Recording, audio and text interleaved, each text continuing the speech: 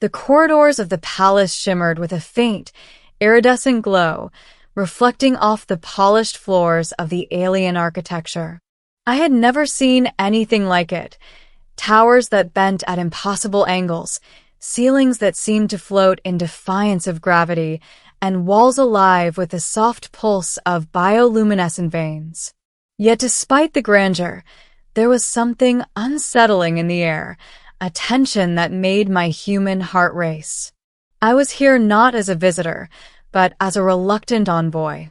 My name is Marcus Hale, a human anthropologist chosen by Earth's Interstellar Council to observe the politics of the Scythian Empire, a race of beings whose civilization had flourished for millennia beyond human imagination.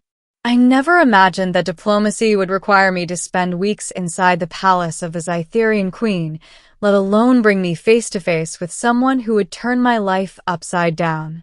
The first time I saw her, I thought she was an illusion. She stood in the central hall, taller than any human, her form both regal and terrifying.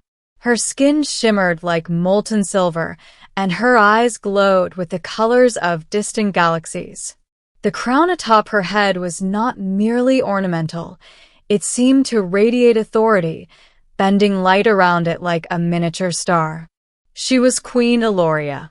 And yet, when she looked at me, her expression was not that of a sovereign surveying a subject.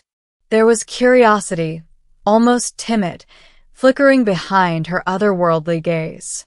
"You are Marcus Hale," she said, her voice resonant and melodic, vibrating slightly in my chest. "The human who dares to walk among stars, not his own."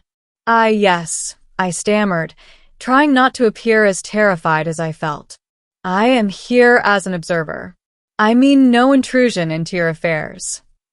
She tilted her head, studying me.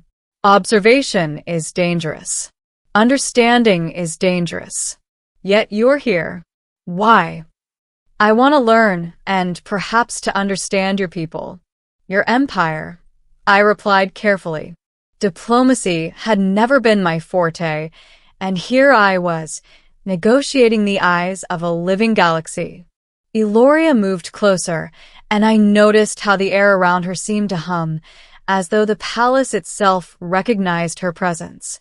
"Perhaps, Marcus, it is not only your eyes that must see, but your heart that must choose," she said cryptically. I didn't understand, and I wouldn't not then.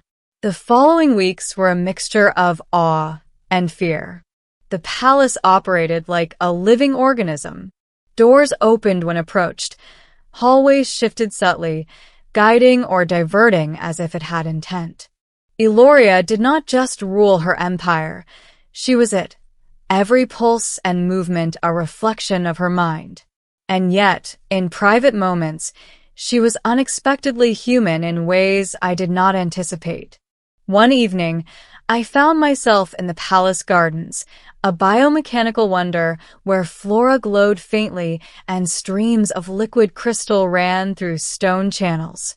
I was startled to find her there, barefoot, sitting at the edge of a reflective pool, the water glowing with bioluminescent patterns. "You walk among the stars, yet you seem lonely," she said softly, not looking at me directly. "I am," I admitted. "It's not easy being the only human in a place like this. I belong nowhere but here, yet nowhere fully." She smiled faintly, a motion that sent ripples across the glowing pool. "And yet you are alive in ways my people often forget. You fear, you hope, you dream. These are weaknesses among the Scythians, yet they are beautiful." I had no words. I had expected a queen to be untouchable, divine even, but here she was, expressing emotion, vulnerability. Something deep within me stirred, an unexplainable connection to this being who was, in every sense, beyond my comprehension. That night, I left the gardens with a mind racing. Was it possible that a queen, an immortal, supremely intelligent alien, could feel the same way about a human? The thought seemed absurd. Yet, The look in her eyes lingered in my memory, haunting me. Weeks passed, and the tension in the empire began to show. Factions within the royal court whispered of war, succession, and threats from rival star systems. Eloria, despite her power, appeared burdened.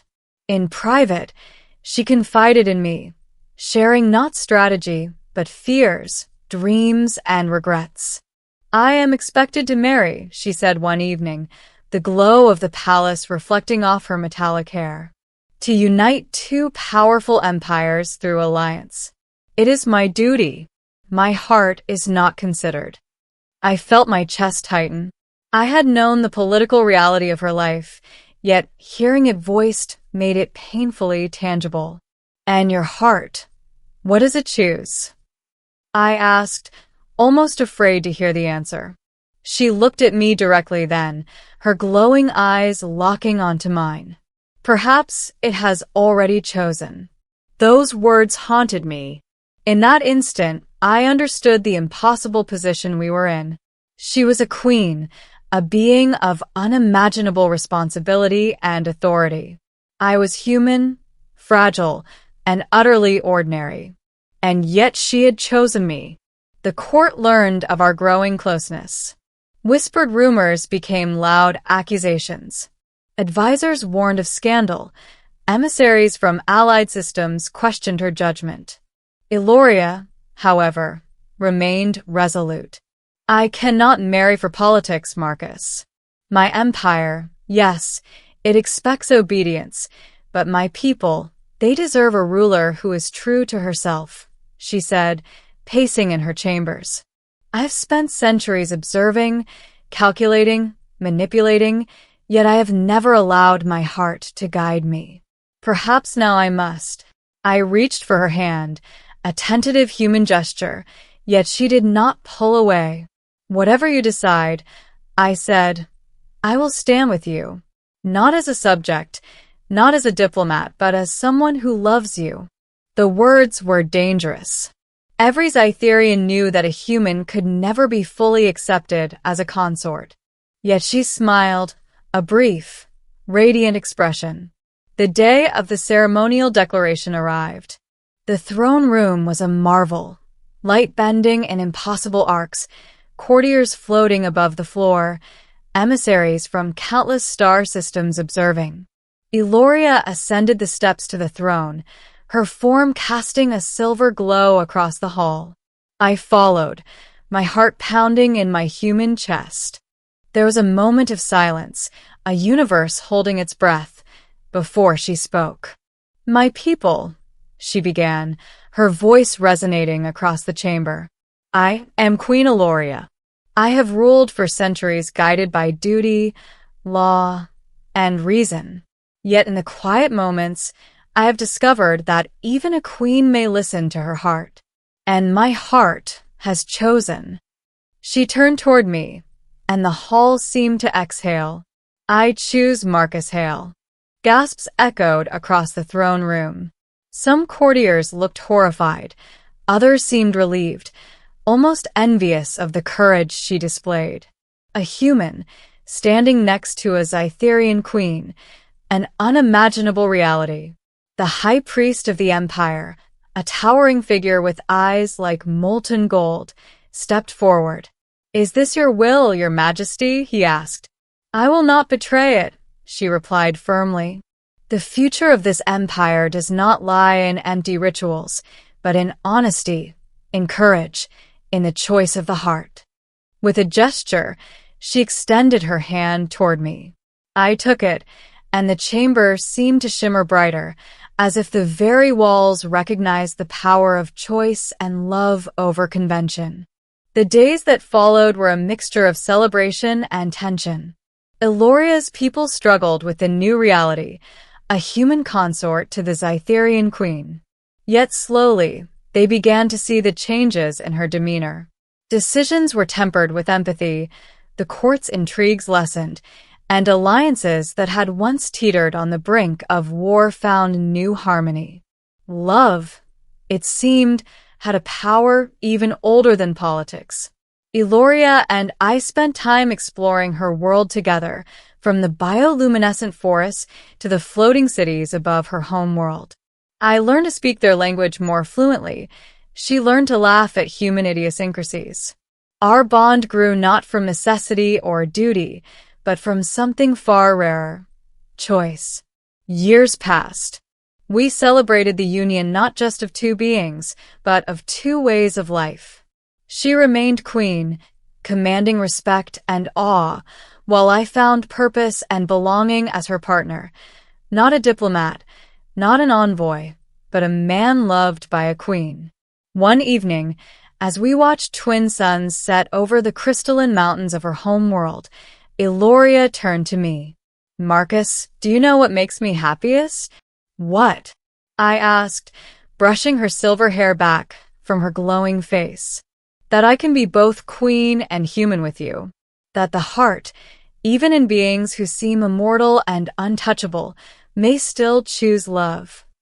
I smiled, feeling the warmth of her hand in mine. "Then we have truly found a universe of our own," I said. And in that moment, as the twin suns dipped below the horizon, I realized that love, boundless, fearless, and unbound by species, was indeed the greatest power in the cosmos. A queen, after all, could rule an empire, but only a heart could truly conquer the universe. The court eventually accepted our union, not fully at first, but over time. Tales of the human who captured a queen's heart spread across galaxies, inspiring poets, scholars, and dreamers. Eloria's reign became legendary not merely for its strength, but for its compassion. And I, Marcus Hale, the human who had once wandered among stars as an observer, found a home, a purpose, and a love that defied the impossible. Even centuries later, historians would write of the queen who dared to listen to her heart. And the truth remained simple, though extraordinary. She was a queen, but her heart had chosen a human.